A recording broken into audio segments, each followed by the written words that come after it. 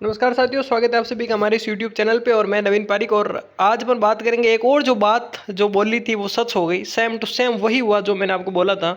ये वीडियो है DSSB nursing officer exam जो अपडेट का, उसमें जो प्रीवियस वीडियो है आप पीछे जाकर के देख सकते हैं, जिसके 5 मिनट और 22 सेकंड पे मैंने आपको बोला था। मैंने कहा कुछ बच्चे मैसेज कर रहे हैं कि सर RRB का एग्जाम कब होगा, तो उनके लिए जो डेट है वो है अप्रैल के लास्ट में, नोट सेट के बाद में, और अप्रैल मंथ के लास्ट में होने की पूरी प्रोबेबिलिटी है। वही वापस इसी बार सेम टू सेम फेज के साथ में जो आपने देखा अभी कि जो government of India, ministry of railway और रेलवे रिक्रूटमेंट बोर्ड ने जो कि CN4 2024 जो पैरामेडिकल की वैकेंसी थी उसके लिए एग्ज़ाम जो है पैरामेडिकल के 28 अप्रैल 2025 से 30 अप्रैल 2025।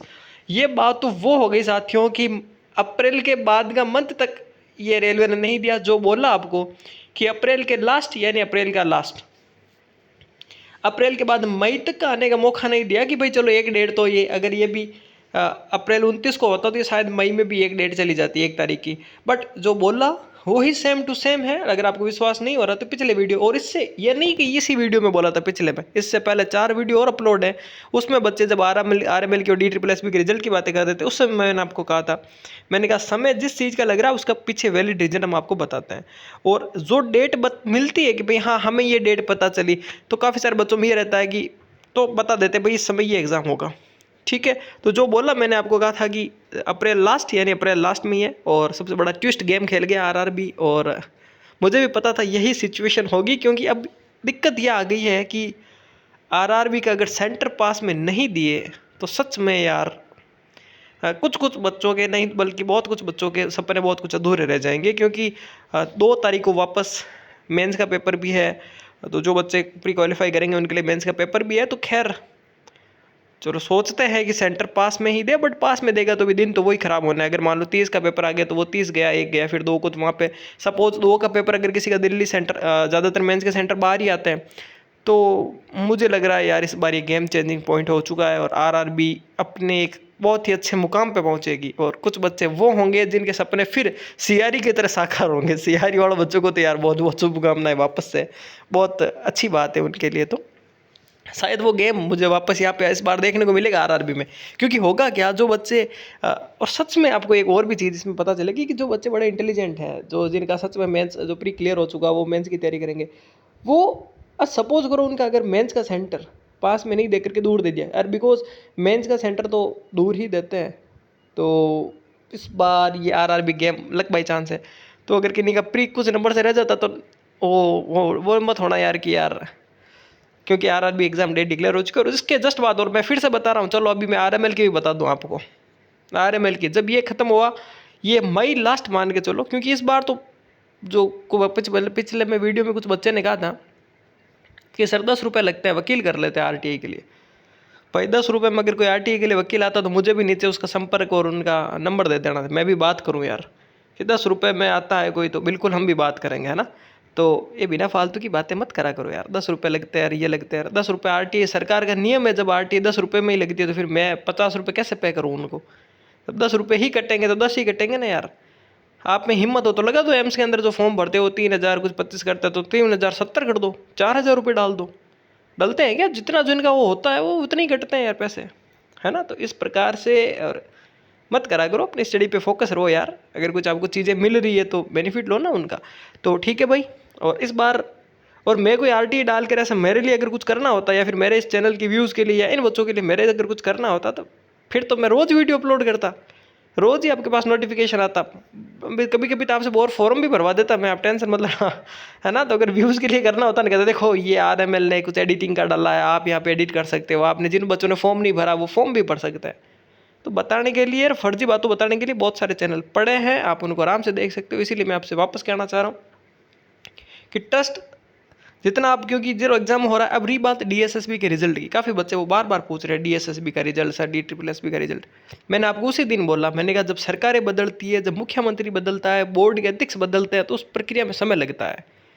तो वही लफड़ा हुआ है, उस समय थोड़ा सा वहाँ पे लग रहा है, बल्कि जल्द ही रिजल्ट आ जाए। कुछ कह रहा है कि सर वो बाकी वाले तो रिजल्ट आ रहा है, और जो जिन लिस्टें बन चुकी है, जिनकी कैटेगरी फिक्स हो चुकी है, वो अपलोड हो रहे हैं। ठीक है, तो जल्दी आशा वो जल्दी आ जाएगा। और वो तो बना हुआ तैयार पड़ा है यार, एक क्लिक होने की बात है।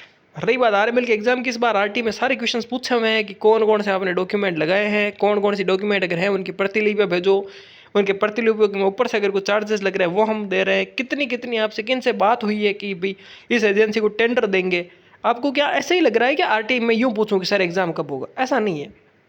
जब बात होती है तो पूरी बात स्पष्ट तरीके से आरटीआई लगती है कि सर आपने एग्ज़ाम के बारे में किस एजेंसी से बात करी है क्या, अगर आपने लिखित में उस एजेंसी से बात करी है तो उस लिखित के डॉक्यूमेंट दो, आपने कितने रुपए में डील फाइनल करी है, ये डील कैंसिल होने का रीज़न क्या, अगर कैंसिल हुई हो तो जिस एजेंसी ने जो भेजे हैं फॉर्म, उन फॉर्म्स हैं उन सारे पेपर्स की हमें फ़ोटोकॉपी जो की है आप हमें दो। ये सारी चीज़ें अब उनसे लग रही है और उसमें भी टाइम लगता है क्योंकि वो फर्स्ट वाली जब ना वापस नहीं डालते तो पहले फर्स्ट लेवल पे जाना होता है, फिर सेकंड लेवल पे जाती है। तो फर्स्ट वाली में क्या होता है वो छोटा फूटा आंसर देता है कि ये चीज़ें हम नहीं बता सकते। फिर जब हम फर्स्ट अपील करते हैं तो जब वो आगे जाती है, फिर सेकंड अपील में वो आयोग में जाती है तो उन्हें हर आंसर को देना पड़ता है जो भी अपन ने पूछा है। और मैंने आपको बच्चों को बताया भी आरएमएल में कितने फॉर्म भरे, अब नहीं पता तो मैं वापस हर एक वीडियो में नहीं बताऊंगा, पीछे जा करके आप सुनो, है ना, क्योंकि कमेंट करना बहुत आसान है। तो वापस एक करो, देखो आपको पता चलेगा कितने फॉर्म भरे विद प्रूफ के साथ में। तो वापस थैंक यू। और जब भी कोई इन्फॉर्मेशन आएगी सेंटर की बात आएगी, और मैंने कहा था एक दिन और कि सेंटर्स के लिए जुड़ने का पर्पस ये नहीं है कि हम जुड़ेंगे इसीलिए एक साथ इसीलिए हुए हैं कि कभी भी किसी भी बच्चे को अगर जिसकी आर्थिक स्थिति कमज़ोर है या फिर वो अकेला है या उसके साथ अगर कुछ किसी भी सेंटर पे कुछ भी अगर गलत हो रहा है, क्योंकि देखो अपन सब एक human is a social animal, है ना। तो कहने का बात है अगर कोई अकेला बच्चा जिसके और कोई साधन नहीं है, मम्मी पापा की स्थिति सही नहीं है, घर की फैमिली की परिवार की ऐसा कुछ स्थिति है जिसमें बच्चा के साथ कोई नहीं जा पा रहा, वो अकेला जा रहा है, और जब दूसरे राज्य में जब जाते हैं तो मैं नहीं कहता हर राज्य में ऐसा कुछ, बल्कि कुछ राज्यों में कोई बच्चे उनके साथ ऐसा भिड़ जाए, कुछ लड़ाई झगड़ा हो जाए या फिर कुछ भी हो जाए, कुछ भी स्थिति आने आ सकती है ना। कुछ तो कुछ का मतलब तो भाई आप समझ लो कुछ भी हो सकता है। तो अपन के पास एक वो प्लेटफॉर्म रहे, वो बच्चा मुझे मैसेज करे कि सर मेरे साथ इस जगह पे ये है, तो मैं कम से कम एक वीडियो बना करके उस, क्योंकि बच्चे ऐसा तो नहीं है कि मेरे खाली राजस्थान के ऐड है, सारे के सारे बच्चे जुड़े हुए हैं इस चैनल से, तो कम से कम इतने बच्चे तो मैं कम से कम एक वीडियो बना करके बता दूं कि भाई इस जगह पे तो ज़रा आप ये कुछ। अब देखो हाँ, जितने भी जैसे यूपी के अंदर जो काम कर रहे हैं स्टाफ, उन सब का अगर राजस्थान के तो उनका अलग से ग्रुप बना हुआ है, तो कुछ भी अगर दिक्कत होती है तो एकता में वो होती है यार, साहस होता है ना, शक्ति है। अगर कुछ बच्चा अकेला है जो अकेला अफोर्ड नहीं कर पा रहा है कि वहाँ पे रहने के लिए, तो कम से कम उस वीडियो में ये आपको पता चल जाए कि भाई ये बंदे इतने हैं जो इस यहाँ पर इनका सेंटर ये है, ये यहाँ पे जाएंगे, तो कम से कम अगर आपका बैठे तो उनके साथ एडजस्टमेंट हो जाए। ठीक है, तो सारी बातों के लिए मैंने जो टेलीग्राम ग्रुप बनाया हुआ है उस ग्रुप में सारी चीज़ें भेज देंगे, सेंटर लोकेशन जो भी एग्जाम सिटी जब भी आएगी सारी बातें अपन कर लेंगे। तो नीचे फर्स्ट कमेंट के अंदर टेलीग्राम चैनल का जो लिंक है वो डाला हुआ है, आप वहाँ से चैनल ज्वाइन कर लेना। और बाकी सारी चीज़ें आप बड़े समझदार हो, कोई भी वीडियो एक भी देख लो जब मैंने बोला हो कि मेरा चैनल सब्सक्राइब करो और आगे शेयर करो, बेल आइकन कर दबाऊँ, नहीं, कोई ज़रूरत नहीं है। अगर आपको लगेगा वाकई बंदे में दम है और वाकई इन्फॉर्मेशन रियलिटी होती है तो आप ऑटोमेटिक कर दोगे। ठीक है, चलो थैंक यू।